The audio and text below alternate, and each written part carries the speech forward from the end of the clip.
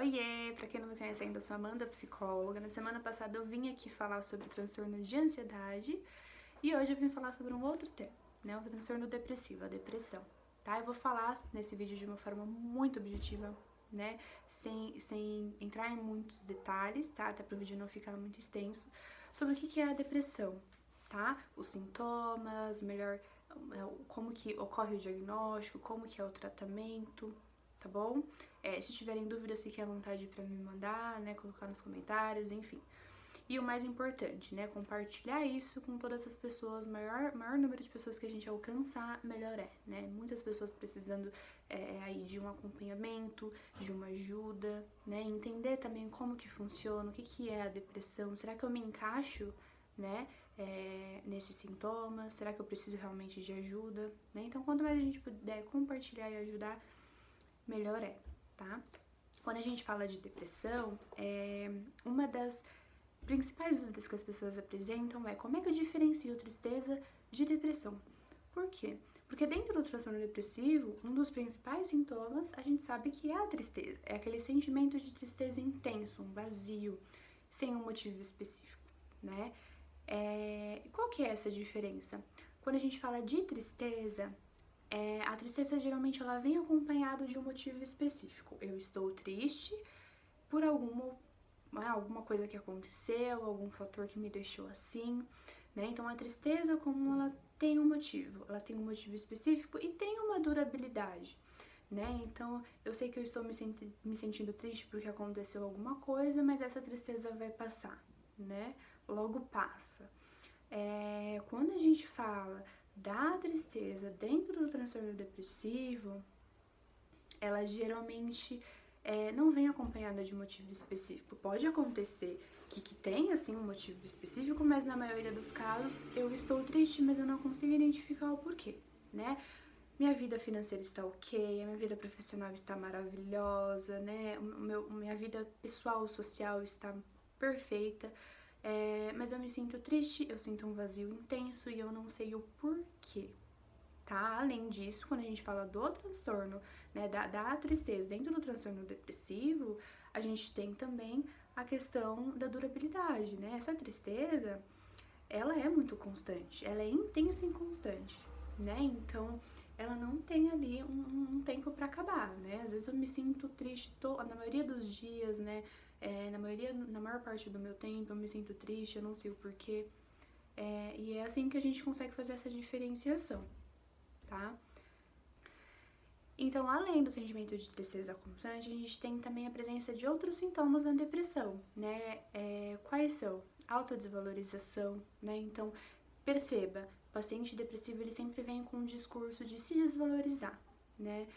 De se colocar para baixo, se sentir inferior o tempo todo, né? Então é necessário que a gente preste atenção nesses comentários, né? Por mais que seja ali, né, uma conversa entre amigos, né, uma piadinha, uma brincadeira, é necessário prestar atenção sim, tá? Orientar esse paciente, né? Orientar esse amigo, esse parente, para que ele busque um auxílio, né, um acompanhamento com um profissional da área da saúde. Então, além também da autodesvalorização, a gente tem uma falta de energia, né? Então, uma falta de energia, uma indisposição, né? Você percebe que aquela pessoa, geralmente, quando você chama pra sair, ela tá sempre indisposta, ela quer sempre ficar ali no cantinho dela, né? Ou no quarto dela, né? Ou ali vendo uma TV, mas ela tá sempre muito indisposta, tá? Então, a gente tem também a insônia, ou o oposto da insônia, que é a sonolência, tá? Então, o paciente depressivo, ele pode apresentar aí um quadro de insônia muito intenso, né? Uma dificuldade para dormir, às vezes ele tem uma rotina exaustiva o dia todo, né? No momento que acordou até o momento que foi deitar, uma rotina cansativa, exaustiva, muito corrida, mas quando ele deita para dormir, ele não consegue, né? E aí vem aquilo que eu tinha falado no vídeo anterior, o excesso de pensamento, uma quantidade de preocupações muito grande, tá? Então isso precisa ser trabalhado com muita atenção e muita cautela. E a sonolência, tá? Então eu posso apresentar uma depressão, posso ter muita insônia ou eu posso me sentir com sono o tempo todo. Isso faz parte do quadro depressivo, tá? Então isso, juntamente ao profissional da área da saúde, vai ser avaliado. E a questão da alimentação desse paciente, né? Geralmente o paciente depressivo ou ele tem uma redução, né, muito grande aí no seu peso ou o oposto, ou ele acaba tendo um aumento do peso. Por quê? Porque o apetite, a alimentação, ela se compromete, ela acaba sendo comprometida também no transtorno, tá? Então, o paciente, ele não sente fome, ele não se alimenta bem e acaba perdendo peso, ou o oposto, ou ele acaba comendo em excesso e ganhando muito peso. Na maioria dos casos, quando a gente fala de um quadro depressivo, é a primeira opção que está sempre ali presente, né? O paciente acaba perdendo peso porque não acaba se alimentando bem.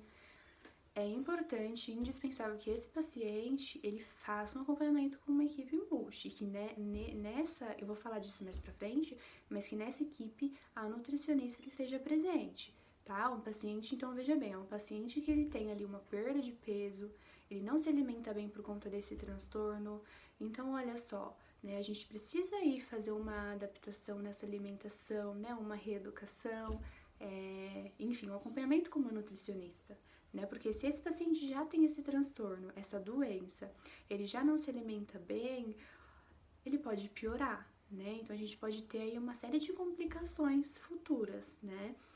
Para que acabe agravando cada vez mais a saúde desse paciente. A redução da libido, tá? A gente tem uma diminuição aí na libido também, tá? Então, para quem não sabe o que é isso, quando a gente fala de diminuição da libido, a redução pelo interesse sexual, ele acaba sendo comprometido também na depressão, né? Em alguns casos, os medicamentos contribuem para isso, tá? Mas em outros casos é porque faz parte mesmo dos sintomas desse transtorno, tá?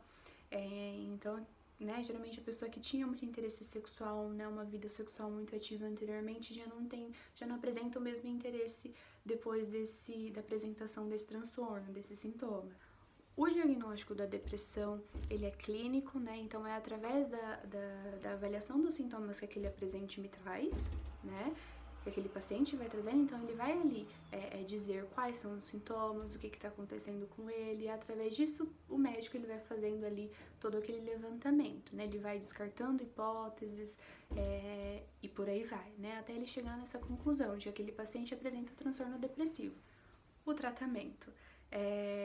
O tratamento, assim como o do transtorno de ansiedade, precisa sim de um acompanhamento multi, tá? Então, acompanhamento com psiquiatra, acompanhamento com psicólogo, tá? Dentre outros profissionais aí da área da saúde, mas é importante que esse paciente esteja em acompanhamento, tá? Não adianta só o uso do medicamento, tá? E não a realização da psicoterapia, tá bom? É importante que tenha aí um acompanhamento com uma equipe, é importante que o próprio paciente ele siga as orientações desses profissionais, tá bom? A ideia é com que esse paciente ele se veja livre dos medicamentos, né? Mas para que isso aconteça, ele precisa seguir as orientações. Na maioria dos casos, existem alguns pacientes que, quando avaliam que tem ali uma melhora no seu quadro, acaba abandonando a terapia. A terapia, o acompanhamento com o psiquiatra, e esse não é o indicado, tá? Espere que o seu terapeuta, o seu psiquiatra dê alta para você, tá? Não abandone o tratamento por conta própria, porque isso pode trazer danos para esse paciente, pode trazer danos para você, tá? Assim como o uso do medicamento também, tá? Assim como iniciar um acompanhamento, assim como iniciar o uso de um medicamento, ele acontece de uma forma gradativa, né? Então, veja bem, o psiquiatra, ele vai ali dando a dosagem aos poucos, tá? Ele inicia com uma dosagem pequena e se aquele quadro vier piorando, ele vai aumentando a dosagem até para ver qual vai ser a reação do organismo daquele paciente. Da mesma forma, quando você for parar com o medicamento, eu não posso parar com o medicamento da noite pro dia, tá? Isso pode trazer uma série de complicações, tá? Então, é de forma gradativa, sempre com orientação do psiquiatra. Em relação à prevenção, existe aí alguns conteúdos, algumas atividades que a gente pode fazer para que a gente previna com que esse transtorno venha, né, até a gente. E para quem já tem o quadro, já foi diagnosticado com transtorno depressivo, as orientações elas sempre vão ser as mesmas. É claro que o profissional ele precisa levar em consideração cada paciente. Cada paciente tem a sua subjetividade, tem a sua personalidade, tem a sua rotina, tem o seu jeito de ser. Acho que a primeira delas, né, que eu já tinha falado anteriormente no vídeo sobre ansiedade, é a questão da prática de exercícios físicos, né? O exercício físico, ele auxilia muito né? Porque ele acaba te dando muita disposição, né? Quando a gente pega um paciente que apresenta transtorno depressivo e ele não faz não pratica nenhum tipo de exercício físico, né? Academia e por aí vai, e um paciente que realiza, a gente vê uma diferença na disposição daquele paciente, a energia que ele tem, né? E isso graças à questão da atividade física, né? Quem pratica exercício físico sabe do que eu tô falando, né? Tem muitos ganhos aí, né? Quando a gente faz a prática de exercícios físicos. O uso da cafeína também, né? A cafeína, ela mantém a gente acordado, né? Em alguns momentos a gente faz muito uso dela para conseguir dar conta, né? Daquela rotina exaustiva, né? Às vezes o sono fala mais alto, o cansaço também, então a gente acaba fazendo uso da cafeína, né? Mas a cafeína, principalmente para quem tem insônia, ela acaba sendo prejudicial, né? Porque a tendência é com que, se aquela pessoa já tem insônia, se aquela pessoa já tem uma dificuldade de dormir, ela tenha mais ainda, né? Existem pessoas que tomam muita cafeína durante o dia todo e conseguem dormir normalmente, né? Mas existem pessoas que já têm uma tendência uma predisposição também a ter uma depressão, né? Por conta da genética que eu tinha falado anteriormente. Então a gente precisa ter uma cautela. A gente precisa, né? Se é possível prevenir, por que não, tá? O uso do álcool, né? Então a gente precisa ter aí um cuidado, né? Durante o consumo do álcool. Com moderação, né? Porque o consumo do álcool, em alguns momentos, a gente sabe que ele pode ser prejudicial também para a saúde, né? Às vezes o paciente, quando ele apresenta um quadro de depressão, ele faz uso do álcool como uma forma de tentar fugir daquilo que ele está sentindo, né? Um comportamento de fuga, né? Então eu estou sentindo todos os sintomas da depressão, eu tô triste, eu tô mal, né? E o álcool, às vezes, ele, quando você toma, você ingere, tem uma sensação de alívio, né? Mas espera aí, eu acho que eu preciso. Será que não é mais importante, não é mais interessante eu aprender a lidar com esses sintomas, né? É eu saber que eu sou mais forte que eles, que eu posso combater, né? Que eu posso passar por cima, né? Porque o consumo do álcool, ele vai te trazer uma sensação de alívio momentâneo, né?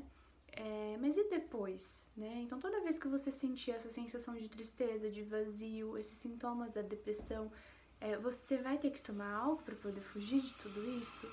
Não, né?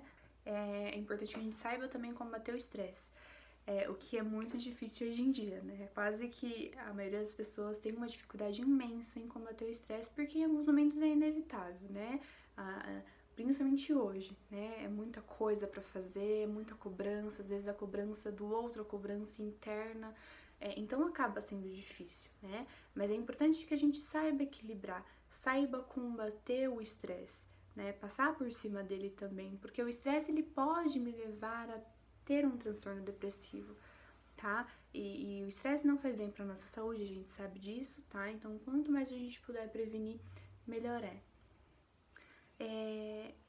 Além disso, né, quando a gente fala também do tratamento, né, para que a gente possa ver uma melhora naquele quadro, eu, enquanto paciente, preciso auxiliar, tá? Eu preciso dar o meu melhor, tá? Não espere só o uso do medicamento, não espere só uma melhora através da psicoterapia, tá? O psicólogo, ele não tá ali para fazer milagres, assim como o medicamento também não, tá? Então, se eu, né, enquanto paciente, a pessoa que é portadora daquela doença, daquele transtorno, não me ajudo, fica um pouco mais difícil, né? Então é muito comum a gente ver pacientes que às vezes apresentam muita resistência, né, em seguir as orientações dos profissionais, né? Então, vou dar um exemplo, né? Um exemplo de um paciente que tem ali diabetes. Né? A nutricionista, por exemplo, ela vai ali fazer uma adaptação naquela alimentação porque é necessário por conta da doença que ele apresenta. Automaticamente ele precisa seguir aquela orientação, porque se ele não segue, ele não vai ter uma melhora naquele quadro, né? Muito pelo contrário, a diabetes, a tendência da diabetes dele é cada vez piorar mais, tá? Então, assim, o seu terapeuta, o seu psiquiatra, ele vai te orientar, mas cabe a você a dar o seu melhor para que você consiga ver um resultado. A aceitação, gente, quando a gente fala de aceitação, é importante que a gente aceite tudo aquilo que a gente passa, né? Então, se eu tenho um transtorno depressivo, se eu tenho uma ansiedade, eu preciso aceitar.